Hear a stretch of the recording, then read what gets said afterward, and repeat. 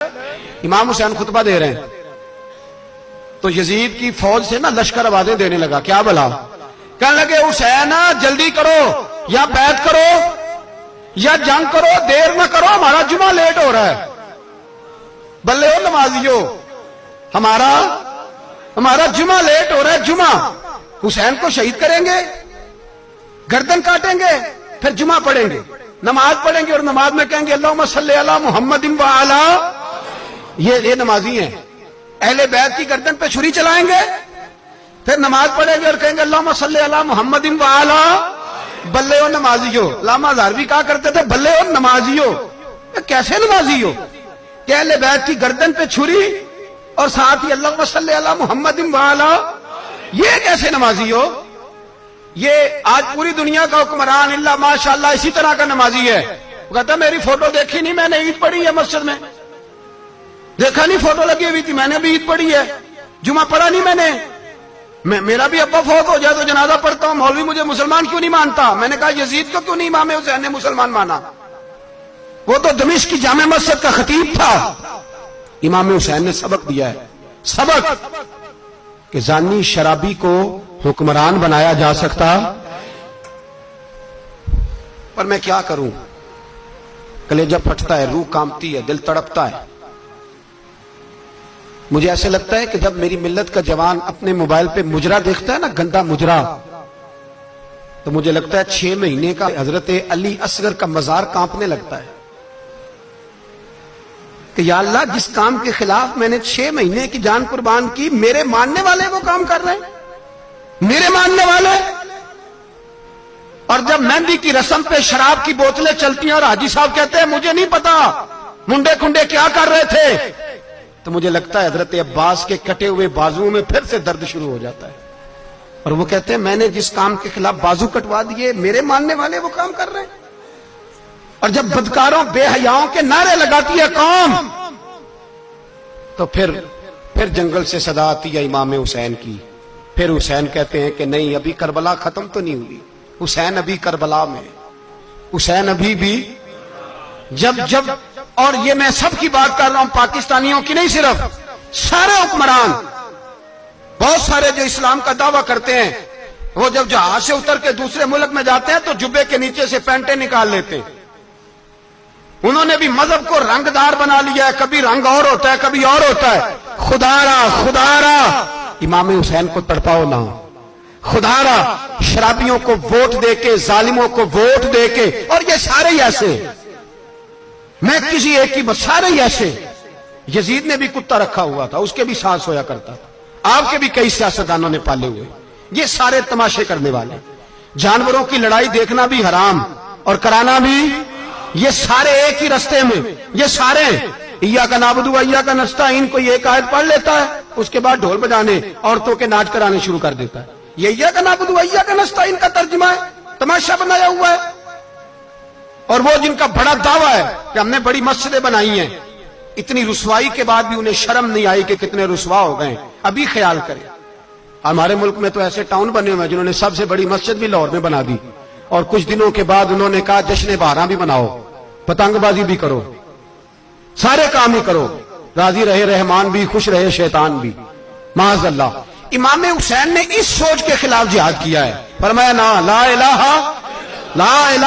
الا، دوسرے کی گنجائش ہے نا، شرابی کی گنجائش ہے، اس لیے کہ لا الہ الا، مسجد ہوگی تو پھر کلب نہیں ہوگا، لا الہ الا اللہ۔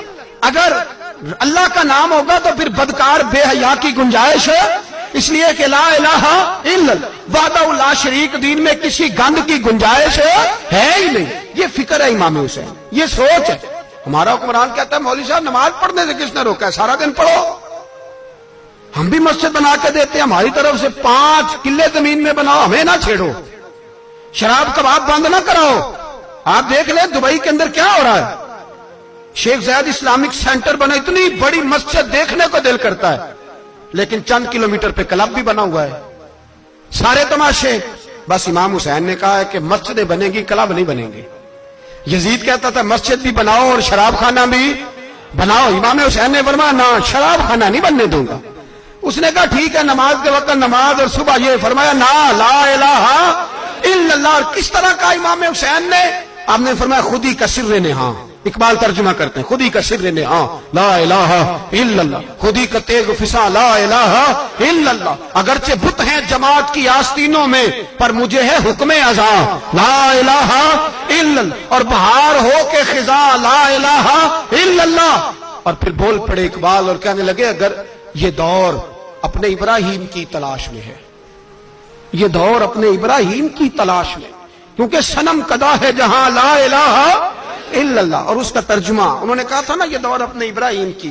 ہمارے شہر کے بزرگ تھے شیخ عبدالصبور بیگ منشور ہزاروی علیہ رحمہ، انہوں نے ترجمہ کیا. وہ کہنے لگے اس شاہ مشرقین کی، اس نور عین کی. مجھے حضرت صاحب کا یہ شعر بڑا ہی پسند ہے، بڑا ہی پسند ہے مجھے ان کا یہ مصرع بڑا ہی پسند ہے.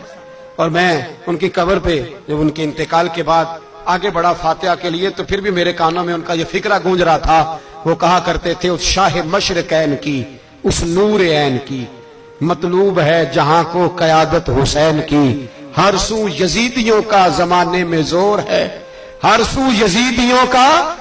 دیکھو بزرگ کیا کہتے ہیں، ہر سو یزیدیوں کا.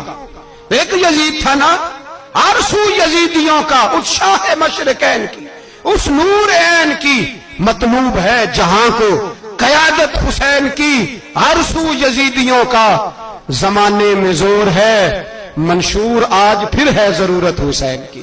میرے بھائی امام حسین اب پتہ کیا کیا کریں، ایک معروف نعرہ ہے امام حسین تو زندہ باد ہے، اور انشاءاللہ وہ پہلے بھی زندہ باد تھے، قیامت تک کی زندہ باد ہے. حسین ہی تو زندہ باد ہے. آپ کو سچی بات بتاؤں، حسین ہی تو. اور قیامت میں جب کسی نے اٹھنا ہوگا نا، اٹھنا، آپ یقین کریں جب کمر جھکنے لگتی ہے امام حسین کا نام سامنے آ جائے تو سیدھی کھڑی ہو جاتی ہے. حسین تو علامت ہے کھڑے ہونے کی. اور دنیا میں قتیل اس سا منافق نہیں کوئی جو ظلم تو سہتا ہے بغاوت نہیں کرتا. یہ امام حسین نے ہمیں بتلایا ہے کہ وہ منافق بے ایمان ہے جو ظلم سہے اور چپ کرے، یزیدی کے خلاف کھڑا نہ ہو. اس لیے ہم کہتے ہم سے نہ رقم ہوں گے قصیدے یزید کے، ہم لوگ تو حسین کے سیرت نگار ہیں. یہ کیسے زندہ باد، یہ نعرہ ضروری ہے. مردہ باد، اس نعرے کی ضرورت ہے، اس نعرے کی. حسین تو زندہ باد ہے لیکن حسینیت زندہ باد. اور مردہ باد کیا ہے؟ اس لیے کہ یزیدیت بھی مری نہیں، یزید مرا پر یزیدیت وہ سسکتی ہے، دم توڑتی ہے، پر کسی نہ کسی رنگ میں، کسی نہ کسی کی شکل میں اٹھ کھڑی ہوتی ہے. اسی لیے اقبال نے کہا ستیزہ کار رہا ہے ازل سے تا امروز، چراغ مصطفی سے شرار بو لہبی. اس نے کہا ہر جگہ کہیں نہ کہیں حضور علیہ السلام کی روشنی سے کوئی نہ کوئی لڑنے کی. کھڑے کرو اپنے آپ کو. کیوں ظالموں کی مدد کرتے ہو؟ کیوں بے ایمانوں کے سپورٹر بنتے ہو؟ کیوں ان لوگوں کے نعرے لگاتے ہو جو یزیدی ہیں؟ حسینی بنو، حسینی بن کے زندہ رہو. کوئی کھا نہیں جائے گا، کوئی کھا نہیں جائے گا. یزید مر جایا کرتے ہیں اور حسینیت آج بھی زندہ ہے اور قیامت تک زندہ رہے گی. جو شرابی ہے، زانی ہے، بدکار ہے، اگر تو آپ کی تبلیغ پہ باز آ جائے تو ٹھیک، ورنہ آپ کا اس کے ساتھ دوستانہ رکھنا بھی حرام ہے. کیا فتویٰ دیا میں نے؟ حرام ہے، حرام. اگر آپ کا دوستانہ ہے تو پھر 9-10 محرم کو دیگ نہ پکانا چاول کی، اس لیے کہ امام حسین کو تیری بریانی کی کوئی ضرورت نہیں. تیری باسمتی اور چھوٹا گوشت سنبھال کے رکھنا گھر میں، کوئی حاجت نہیں. اگر شرابی، کبابی، زانی، بدکار سے دوستانہ ہے، اگر محلے کے غریبوں کو گالی دینے والوں کے ساتھ تیری دوستی ہے تو پھر 10 محرم کو چاول کی دیگ بالکل نہ پکانا. اس لیے کہ یہ کوئی تماشا نہیں کہ دوستی قاتل سے بھی مقتول سے یارانہ بھی، کوئی مطلب نہیں اس بات کا. امام حسین کو ماننا ہے تو پھر ڈٹ کے مانو، مظلوموں کے ساتھ کھڑے ہو جاؤ، غریبوں کے ساتھ کھڑے ہو جاؤ، برما کی بات کرو، برما کے مسلمان کی بات کرو، فلسطین، کشمیر، ان سب کے حق میں مسلمان اس وقت کھڑے ہوں گے جب سوچ حسینی ہو جائے گی، جب نظریہ حسینی ہوگا پھر کھڑے ہوں گے.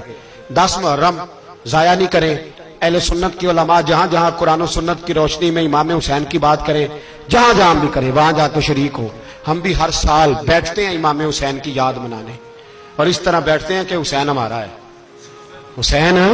اور انسان کو بیدار تو ہو لینے دو، ہر شخص پکارے گا ہمارے ہیں حسین. اللہ ہمیں امام حسین کی سوچ عطا فرمائے. 10 محرم عشاء کے بعد 10:30 بجے تک آپ حضرات تشریف لائیں. آخر دعوانا ان الحمدللہ.